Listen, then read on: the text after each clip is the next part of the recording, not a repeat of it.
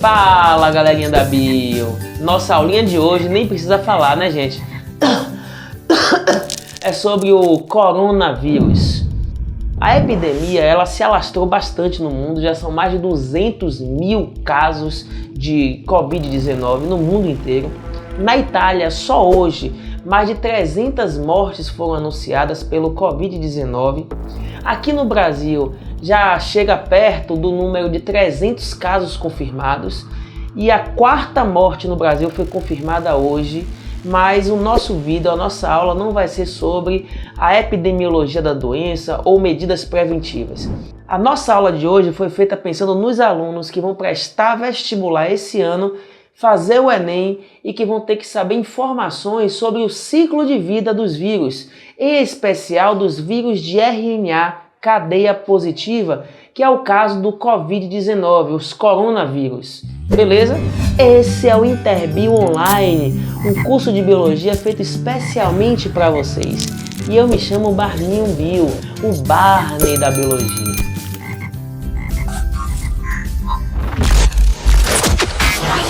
E vamos começar nossa aula de hoje falando sobre a estrutura do Covid-19. Tem que usar uma máscara, pessoal, pelo amor de Deus. Olha aqui, ó. O Covid-19 é um vírus que apresenta primeiro esse envelope membranoso. Esse envelope membranoso é originado a partir da membrana da célula hospedeira, no momento que o vírus sai da célula. Esse envelope é lipoproteico, tem lipídios e proteínas, como se fosse a membrana de uma célula. E ele tem um aspecto de coroa, porque se você observar, ele apresenta essas proteínas, essas glicoproteínas que nós vamos chamar de espículas virais. Agora imagine, gente, que eu vou pegar esse vírus e vou dar um corte nele. Quando eu corto o vírus, internamente dá para ver uma cápsula proteica chamada capsídeo, que é formada por proteínas virais chamadas capsômeros. Essa cápsula, gente, ela envolve e delimita o material genético do vírus. Para você entender o material genético viral, eu vou mostrar que ele é feito de uma molécula de RNA cadeia positiva. Essa molécula de RNA é uma fita simples de nucleotídeos, formados por bases nitrogenadas, que vão formar um RNA do tipo positivo no vírus. O que é o RNA positivo, Barninho? O RNA positivo, gente, é aquele RNA que começa no sentido 5' e vai até o sentido 3' da cadeia. Esse RNA é chamado positivo porque na extremidade 5' existe uma sequência de bases que nós chamamos códon de iniciação ou códon start. É ali que o ribossomo vai se associar e começar a síntese proteica. Então todo vírus de cadeia positiva, ele pode de imediato já começar a síntese proteica através dos ribossomos da célula hospedeira. Isso aqui é um vírus de cadeia positiva. Valeu, galerinha? Vamos começar o ciclo do coronavírus. E para explicar esse ciclo para vocês, eu desenhei aqui uma célula hospedeira. Ela tem núcleo, citoplasma e membrana plasmática. É como se fosse uma célula da nossa via respiratória. E tudo começa com a infecção do hospedeiro. Ele foi contaminado pelo corona. E aí começa a primeira etapa do ciclo viral, que é a absorção desse vírus. E tudo acontece, gente, na membrana plasmática, porque na membrana existem receptores que vão reconhecer as espículas virais. Observe os receptores de membrana, que na verdade são parte do glicocálix da célula. Serve para reconhecer hormônios, células estranhas, células do próprio corpo e assim por diante. Nesse caso, quando a espícula viral encosta no receptor, ocorre uma deformação da membrana plasmática, gerando uma pequena vesícula, um pequeno vacúolo que vai englobar o vírus. Observe aqui, gente, ao longo da membrana da célula, que existem receptores químicos. Eles fazem parte do glicocálix da célula. Esses receptores, eles servem para reconhecer hormônios, para reconhecer uma célula em relação a outra, para reconhecer o que é próprio e o que não é próprio, por exemplo, invasores, beleza? Bom, só que nesse caso, se você olhar bem, o receptor ele se acoplou quimicamente com a espícula viral, que é uma proteína viral. Se a espícula não se encaixa naturalmente com os receptores das nossas células, o vírus ele não invade a célula e nós não somos infectados por aquele vírus. E isso acontece com a maioria dos vírus que infectam outras espécies. Só que, eventualmente, o material genético do vírus que regula a produção das espículas pode sofrer uma mutação ao acaso. Essa mutação irá produzir uma espícula diferente e que, por acaso, pode acabar se combinando com nossos receptores. Que foi o caso, gente, que aconteceu com o Covid-19. A gente não sabe ao certo a origem dele, se foi através de cobra ou de morcego, como circulou na mídia, nós não sabemos ao certo, mas o que nós sabemos é o seguinte, que a mutação que deu origem à espícula viral não foi intencional para que ele afetasse humanos.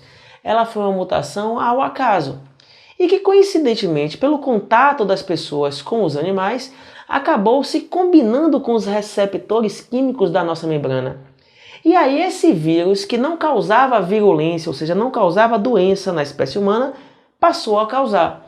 Esse tipo de doença que não afetava seres humanos e que passou a afetar seres humanos, vamos chamar de doenças infecto-contagiosas emergentes. Iniciando a segunda etapa do ciclo viral, chamada de penetração. Nessa etapa, por endocitose, o vírus vai ser englobado pela membrana da própria célula e ele vai entrar na forma de um endossomo, que é uma pequena bolsa membranosa. Eu vou cortar agora esse endossomo e você vai observar o vírus dentro do endossomo. Eu vou cortar agora um pedaço do envelope membranoso do vírus. Dá para ver agora o capsídeo e o material genético viral. Bom, observe que o vírus ainda está dentro do endossomo e ele só vai sair quando o capsídeo for liberado. E isso se dá normalmente quando o envelope viral, que é membranoso, se funde à vesícula também membranosa do endossomo. Quando acontece a fusão de uma membrana com a outra, isso libera o capsídeo no citoplasma, iniciando a terceira etapa do ciclo viral, que é a desnudação. Na desnudação, a gente não sabe exatamente como funciona, existem várias modalidades, o próprio vírus pode executar isso, ou pode haver inclusive participação dos lisossomos, ocorre a ruptura do capsídeo. O capsídeo rompendo vai liberar o material genético viral no citoplasma. Com a desmontagem do capsídeo, o RNA viral, que nesse caso, gente, é um RNA do tipo positivo, ele vai ser liberado no citoplasma e, sendo positivo, ele já pode começar a síntese proteica usando os ribossomos da própria célula. Beleza? Bom, mas Barney, não entendi ainda o que é esse RNA mensageiro positivo. Gente, é quando ele tem um sentido 5' 3' na sua cadeia. Quer dizer que na extremidade 5' nós encontramos ali o códon de iniciação. Então é por onde começaria a síntese proteica. Se liga, galerinha, na dica de Barninho, hein? O material genético viral pode ser de DNA, no caso do herpes, HPV, no caso dos bacteriófagos, são vírus de DNA. Você tem os vírus de RNA, cadeia positiva e negativa. No caso dos vírus de cadeia positiva, nós temos o próprio coronavírus, nós temos a febre amarela, chikungunya, zika, a dengue é um vírus de cadeia positiva. Já os vírus de cadeia negativa são o influenza, que é o vírus da gripe, você tem o sarampo, que também é cadeia negativa, e o vírus da raiva. Agora, gente, não confunde os vírus de RNA com os retrovírus. Os retrovírus, eles apresentam um RNA que é usado como molde para produzir um DNA viral. Então, eles são vírus de RNA, mas com capacidade de produzir DNA através de um processo chamado transcrição reversa. E para isso, eles usam uma enzima chamada transcriptase reversa. São eles os vírus da AIDS, o HIV, o HTLV1 e o HTLV2, beleza? A quarta etapa do ciclo do corona é a síntese viral. Nessa etapa, o RNA cadeia positiva, 5' 3', vai servir como molde para fazer uma cadeia 3', 5', que vai ser o RNA negativo. Esse RNA negativo não participa da síntese proteica, da tradução. Então ele vai ficar como se fosse uma base molecular, como se fosse um material genético fixo, que vai servir de referência para construir os novos RNAs cadeias positivas, também por transcrição. Não se sabe ao certo se esse processo de transcrição do RNA positivo para negativo acontece no citoplasma ou no núcleo. Em alguns vírus, como o vírus da gripe, esse processo acontece dentro do núcleo. Bom, pela falta de informações precisas, eu optei em seguir esse caminho. E nesse caso, o RNA positivo ele vai entrar pelos poros da carioteca para que dentro do núcleo ele seja, por transcrição, convertido numa cadeia genômica do tipo negativa.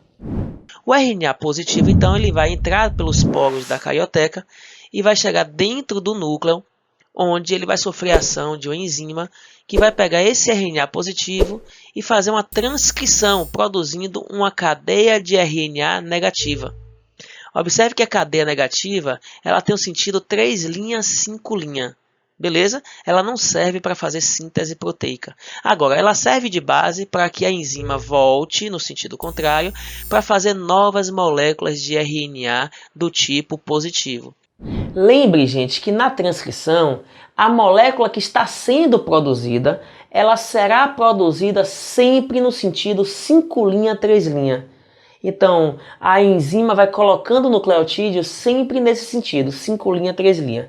Então, se o sentido da síntese é 5', 3', então quer dizer que o molde que vai ser usado como referência tem que ter o sentido contrário, que é 3', 5'. Os RNAs virais que têm o sentido 3', 5' são chamados RNAs negativos, porque eles nunca vão conseguir fazer o processo de tradução. Eles realizam apenas o processo de transcrição. RNA, RNA.